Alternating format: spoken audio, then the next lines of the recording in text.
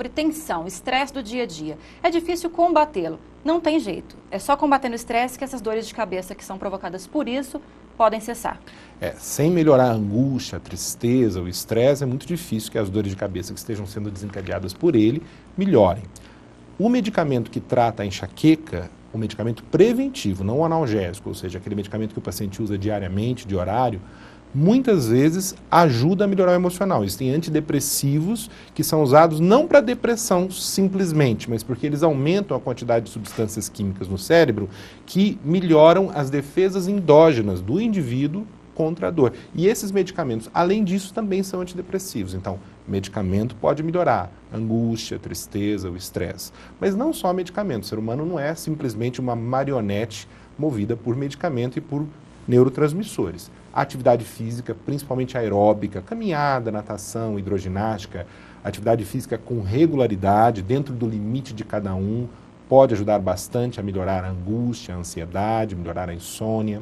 Uma alimentação equilibrada também contribui, psicoterapia também, mas sobretudo se nós aprendermos no dia a dia a não levar tudo tão a sério, a colocar todo o peso da vida nos ombros, a entender que a vida é efêmera, transitória, que tudo vai passar um dia, não é? As pressões do sucesso, as pressões de ganhar vida, as pressões de um desemprego, de uma perda de um ente querido, frequentemente nos assolam, nos afligem e não são fáceis de lidar.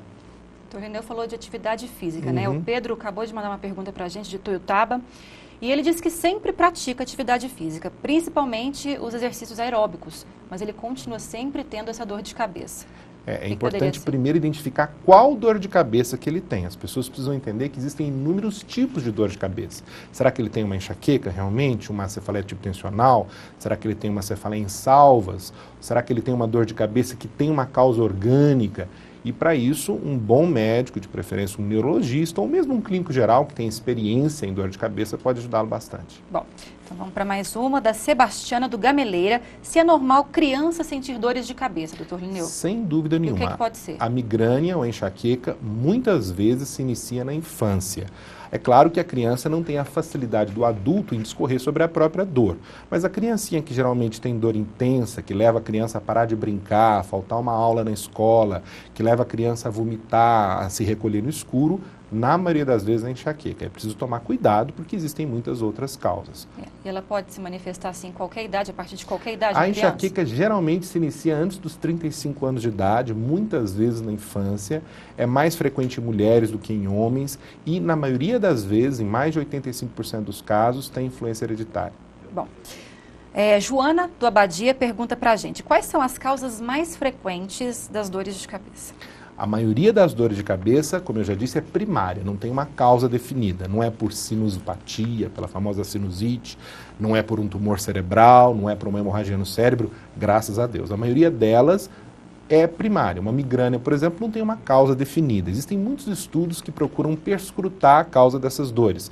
Por exemplo, a migrânia ou enxaqueca está ligada a alterações bioquímicas, moleculares, alterações das mitocôndrias dentro do cérebro. Mas por que a pessoa tem enxaqueca? Ainda não se sabe exatamente. Bom, Ticiano, do bairro Cidade Jardim, pergunta pra gente, doutor Reneu, por que ressaca causa dor de cabeça? Na verdade, é a abstinência do álcool. Quando você toma grande quantidade de bebida alcoólica, quando você para de beber o álcool, a falta dele, na verdade, causa alterações lá dentro do crânio que fazem doer a cabeça. Desde que seja muito ingerido. Sim, geralmente isso acontece com quantidades grandes, né, de álcool. Ah, sim.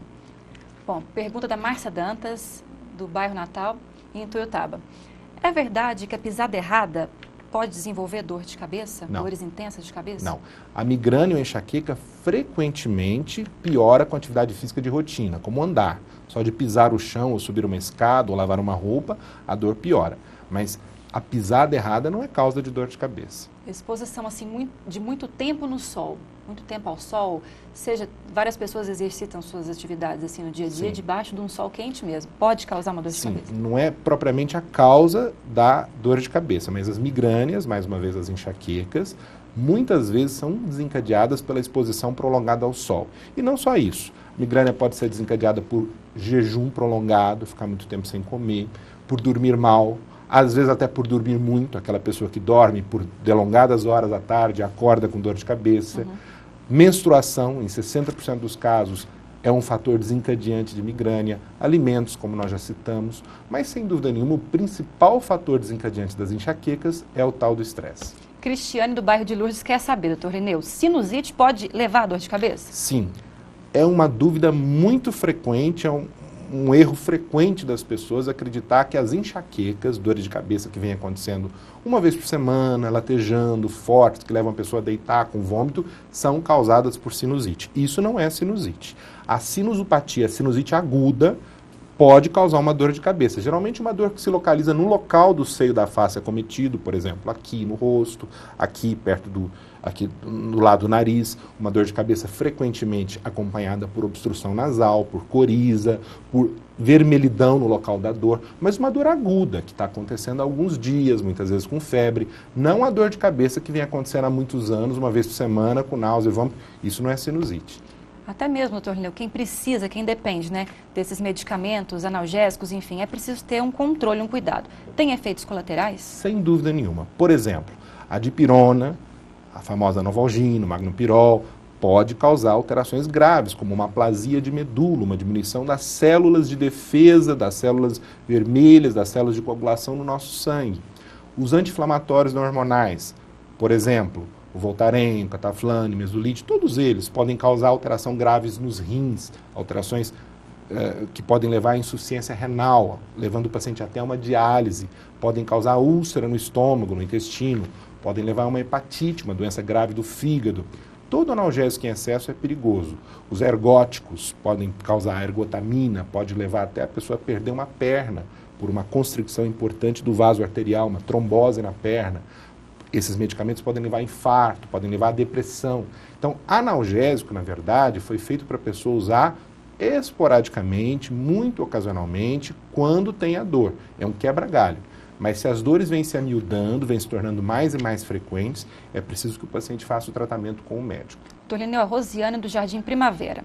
Labirintite pode levar a dor de cabeça? Não, não é que a labirintite leve a dor de cabeça. Muitas dores de cabeça vêm associadas às tonturas que rodam, que estão em ilusão de movimento, as tonturas vertiginosas, e que, como um conjunto, são popularmente conhecidas como labirintite. Não é que a tontura levou a dor de cabeça, mas é um fator associado, é um sintoma associado. A gente está falando aí de labirintite, entramos nesse assunto. O estômago vazio parece que piora a situação, né? Sem dúvida nenhuma. A labirintite, na verdade, é um conjunto de doenças dos labirintos. Os labirintos são órgãos que ficam dentro dos ouvidos e que controlam o equilíbrio do corpo, como se fossem as turbinas de um avião, uma de cá, uma de lá. Quando esse labirinto, por assim dizer, se inflama, ocorre a sensação do mundo girar, rodar, com náusea, com vômito. Frequentemente a pessoa tem que ficar deitada, com mal-estar, com sudorese. Os sintomas se confundem com a enxaqueca, com os da enxaqueca, doutor? Muitas vezes a pessoa que tem enxaqueca tem tontura também, por isso que os sintomas podem se confundir. Mas, na verdade, são doenças diferentes. Tá. O Tiago do Volta Grande está perguntando aqui para a gente, o que nos causa dor de cabeça? Como eu já disse, existem luz forte, principalmente, pode causar dor de cabeça? Sim, existem centenas de tipos de dor de cabeça. Se nós estivermos falando da migrânia, da enxaqueca, que é uma das dores de cabeça mais encontradiças, a luz forte, barulho alto, jejum prolongado, como nós já dissemos, a tristeza, a angústia, o estresse, tudo isso pode ser fator desencadeante da dor. Mas existem pessoas que têm angústia, têm tristeza e que não têm dor de cabeça. Então não é que a tristeza, o nervosismo seja a causa, mas é um fator desencadeante das migrânias. Mas o que acontece? Por que essa luz forte pode causar essa dor de cabeça? O que se acredita é que a pessoa que tem migrânia tem uma sensibilidade à claridade por alterações de uma área do cérebro chamada hipotálamo, que está relacionada com alterações hormonais, com alterações como as da luz. E isso tudo pode levar a uma série de reações bioquímicas dentro do cérebro que acabam levando a uma inflamação nos vasos dentro da cabeça e isso causa dor. Muito obrigada pela participação, Muito por obrigado. ter atendido o nosso convite, né? Véspera de Natal, todo mundo se preparando, tá? Seja sempre bem-vindo ao MGTV, doutor Lineu. E a gente espera ter respondido todas as dúvidas dos nossos telespectadores. Eu né? que agradeço o carinho com o qual você sempre me recebe. Tá, uma boa tarde. Daqui a pouco, a movimentação no comércio em Uberaba, poucas horas antes do fechamento das lojas. E dicas importantes para evitar os exageros na ceia de Natal. Agora 12h34. Nós voltamos em instantes.